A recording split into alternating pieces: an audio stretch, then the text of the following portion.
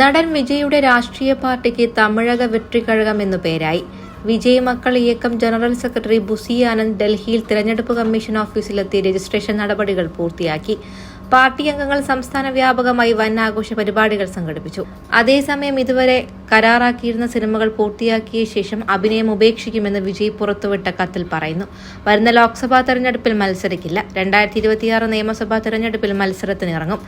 ജാതിമത ഭിന്നതയും അഴിമതിയും നിലനിൽക്കുന്ന അവസ്ഥയെ പൂർണ്ണമായും തന്റെ പാർട്ടി ഇല്ലാതാക്കുമെന്നും വിജയ് വ്യക്തമാക്കി.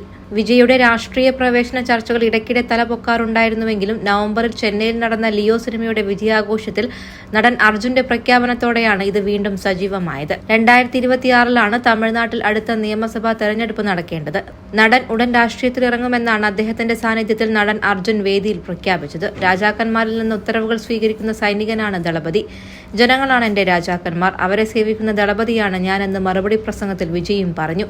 വിജയുടെ ഫാൻസ് അസോസിയേഷനായ ദളപതി വിജയ് മക്കൾ ഇയക്കം പ്രത്യേക പതാകയോ ചിഹ്നമോ ഇല്ലാതെ അവസാന പഞ്ചായത്ത് തെരഞ്ഞെടുപ്പിൽ മത്സരിച്ചിരുന്നു. 169 അംഗങ്ങൾ മത്സരിച്ചതിൽ 115 പേരും തെരഞ്ഞെടുക്കപ്പെട്ടു. വിജയ് തന്റെ രാഷ്ട്രീയ പ്രവേശനത്തിനു മുൻപ് കളമറിയാൻ നടത്തിയ പരീക്ഷണമായിരുന്നു ഇതെന്നാണ് കരുതുന്നത്.